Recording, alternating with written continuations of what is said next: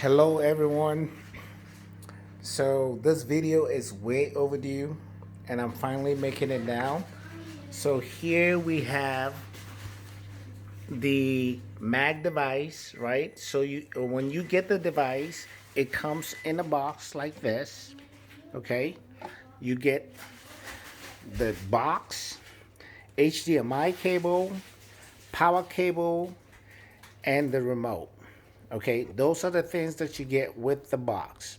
Remember, the requirements to use the box is you need a workable internet service in order to use the box. If your internet is not working, you will not be able to use the box or the services. That don't mean the box don't work or the service is not working. You need to check your internet service. So I'm going to show you how to connect the box to your home internet service. Okay. Here I have my own personal box that HDMI is connected to the TV, the power cable, and then I have the wired cable. So you have two options. You could either do wired or wireless. Currently, I'm using wireless, even though I am connected wired. All right, so I'm gonna unplug it, even though I'm wired connected. Anyway, all right, so I unplugged the wired connection. I'm using wireless, right? So power cable, HDMI to the TV, and that. Once you plug it in, it brings you to here. Please follow this video instructions. If it's not clear, please go back and review the video and it will give you all the answers that you need. Once you get on the screen here, you scroll down to system settings. This is what you do the first time you are trying to set up your device. The very first time you're trying to connect to your internet service. That said, if you travel with your device and you go to a different location, i.e. a hotel or somebody else's house, you will need to do this to connect to that new internet service, i.e. the hotel internet service or that person's, the house that you're in, internet service, okay? So, system settings, you go in there. The first thing you do is you go to network, okay? So you click on network.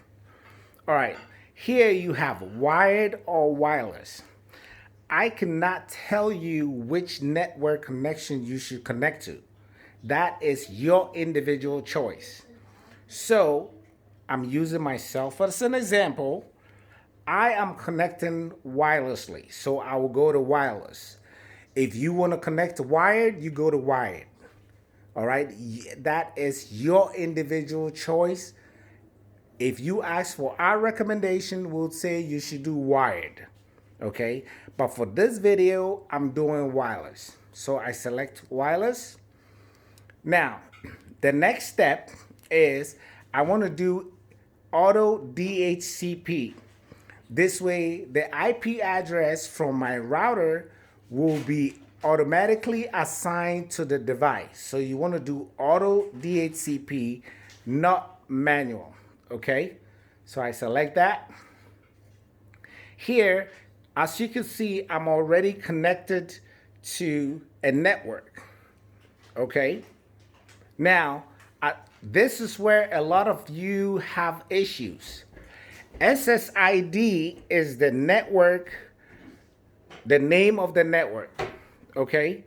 And then you have your password. This video is not to question anybody's intelligence. If I'm breaking it down lame style, please understand, not everyone understand the network technology and how it works, okay? So I have to break it down lame style. It is not to question anyone's intelligence, okay? So here, the SSID is ghost, all right? Authentication mode, which is the level of encryption, is there, all right? And then the encryption, you have AES. This may vary from everyone.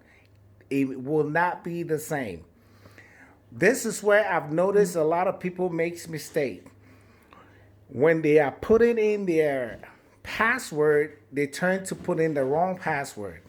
All right, please make sure the right password is put in, and when you click on OK, you should see successfully saved. Now it will bring you back to the system settings page. From this page, I need you to scroll down to network info. All right, in network info, we are going to verify if we are actually connected to the internet. If we are not connected to the internet, the device will let us know. Remember, systems don't make mistakes, humans make mistakes, okay? Humans make error. So I'll go into network info. Again, remember, I connected to wireless, not wired. So if you connected wirelessly, do not go to wired when you get in the system info. It's not gonna work. I am connected wirelessly, so I'll go to wireless. And then here, again, SSID is ghost. DHCP IP address has been assigned automatically by my router. System link is up. Whenever you see up, that means I'm connected. Whenever you see down, that means there's no connection.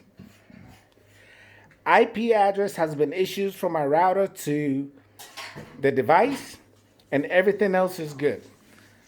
This, I know I am connected to the internet. I'll go ahead and exit here, and I'll give you a different example. This is when you know you're not connected to the internet.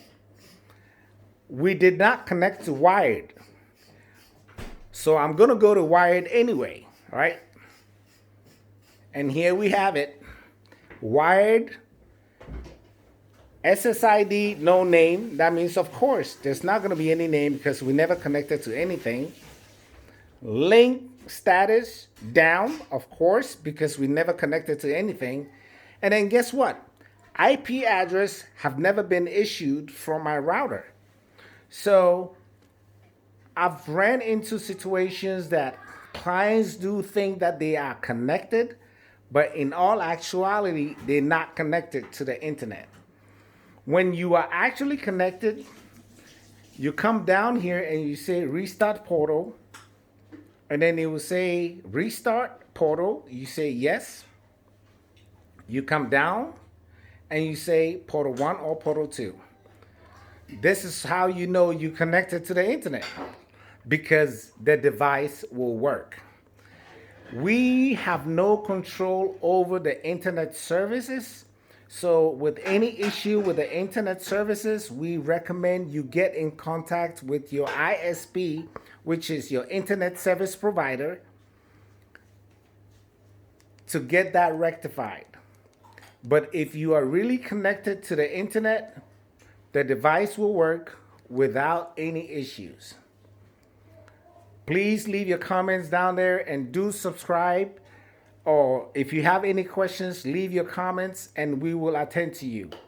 Follow the instructions. If you have any questions, it's okay to go back and review the video. All right. Thanks for joining the KayTv family.